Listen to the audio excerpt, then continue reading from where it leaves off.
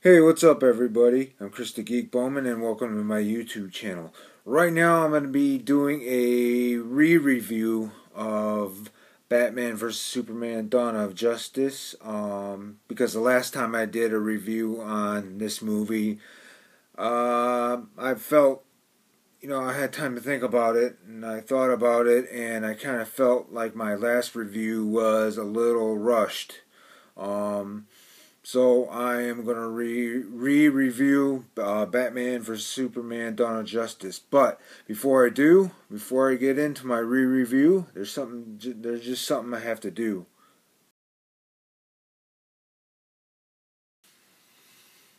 All right, now let's get into my movie re-review. And right now, I just want to say that the reason why I decided to re-review Batman vs. Superman: Dawn of Justice is because in my last review I felt that it was a little rushed. I had rushed it, and I didn't get to think about what I was gonna say, or what I wanted to say, and I rushed it, and it was a little fast, and I didn't take my time to think about what I was gonna say about it. But right now I'm gonna do my re-review of Batman vs. Superman: Dawn of Justice. So let's get into it.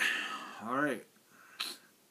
Well, of course, me and my brother enjoyed it. I mean, I enjoyed it. Only thing was, I felt that some parts of the movie didn't come without its flaws. Of course, some of the flaws from Man of Steel came over to Batman vs. Superman: Dawn of Justice, like Lois Lane calling Superman Clark. Of course, Lois Lane's not supposed to know that he's Superman, but in Man of Steel, she starts calling him Clark, and that's what happens in this movie. Um, Another thing I didn't like was Jesse Eisenberg as Lex Luthor. I thought he was kind of a little silly in this movie, but he does act well. But his version of Lex Luthor was a little silly to me. I mean, they could have gotten somebody better and a little older, maybe like Kevin Spacey or Michael Rosenbaum from Smallville, who was Lex Luthor in Smallville. But yeah, I really didn't like Jesse Eisenberg as Lex Luthor.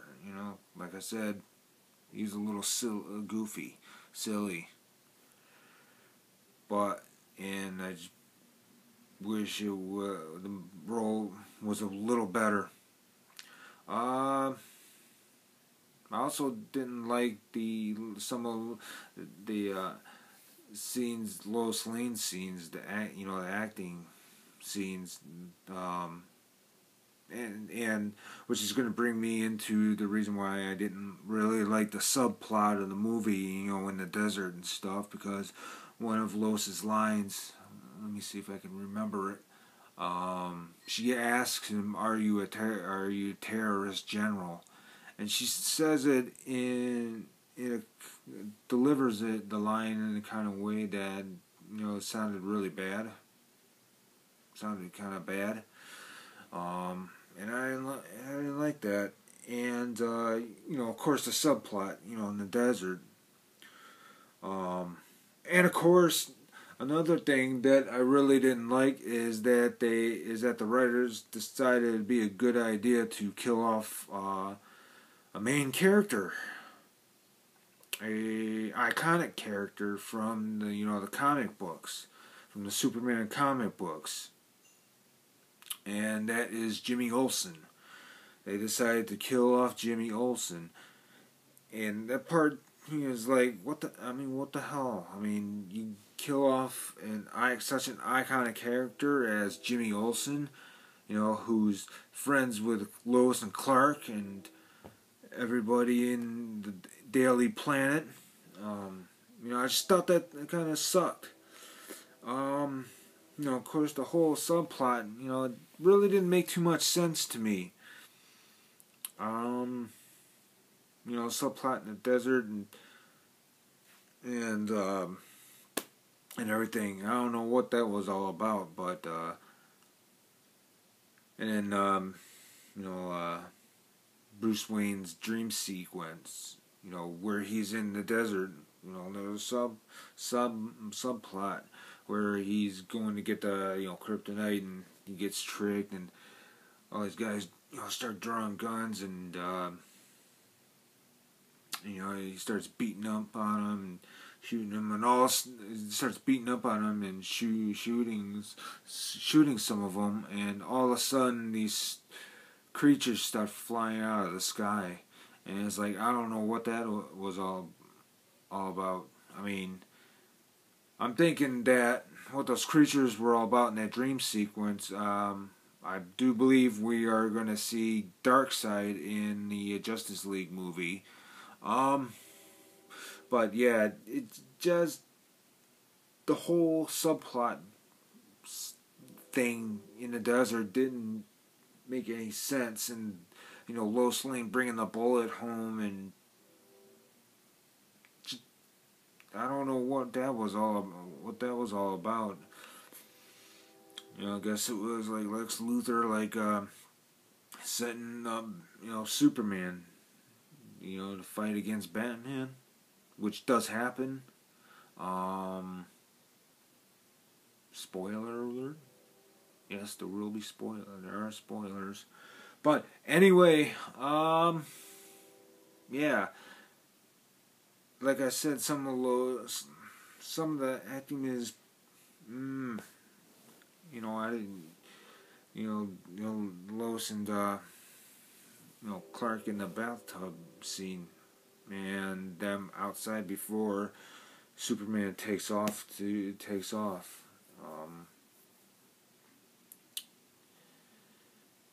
On the balcony. I just thought that was kind of, but I'm not saying the movie was totally bad. I mean, I still managed, me and my brother, I still managed to enjoy it. Me and my brother enjoyed it. But, yeah, like I said, the movie was, had its flaws. And I just got done telling you a few of them. But the scene with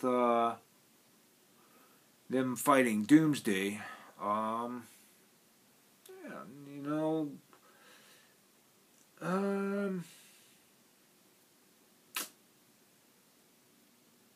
it was okay. Hey, Ben Affleck actually did a pretty decent job of doing being Bruce Wayne and Batman. So did Jeremy Irons as Alfred. I'm not totally knocking Henry Cavill for as Superman, for his acting. Actually, he acted a lot better than he did in Man of Steel. But Gal Gadot was an awesome Wonder Woman. So I don't think I have any bad to say. Well, some of the lines in the movie were flat. Didn't sound all that great to me. But yeah, like I said, Jesse Eisenberg as Lex Luthor, some of the Lois's lines, maybe some of Superman's lines were kind of funky. There was a funky delivery. The subplot. Jimmy Olsen getting killed. There's just a lot of things that were funky. There's some things that were kind of funky about it. But, hey, but I still managed to enjoy it, like I've been saying. Yeah, besides those flaws, the movie was enjoyable. So, anyway, yeah, I'm going to go ahead and I'm going to give it a new rating in this Batman versus Superman movie review. I'm going to go ahead and I'm going to give it, what am I going to get it? I'm going to give it 3.5. 3.5 out of 5 is what I'm going to give it. Even though I enjoyed it, it had its flaws. Some of the, like I said, some of the acting was kind of, it was off. The delivery was funky. Yeah, so that's what I'm going to give Batman vs. Superman Dawn of Justice here in my re-review of Batman vs. Superman Dawn of Justice. I'm going to give it 3.5 out of 5. So, with that said, I'm going to go and get out of here. And so until next time, I'm out.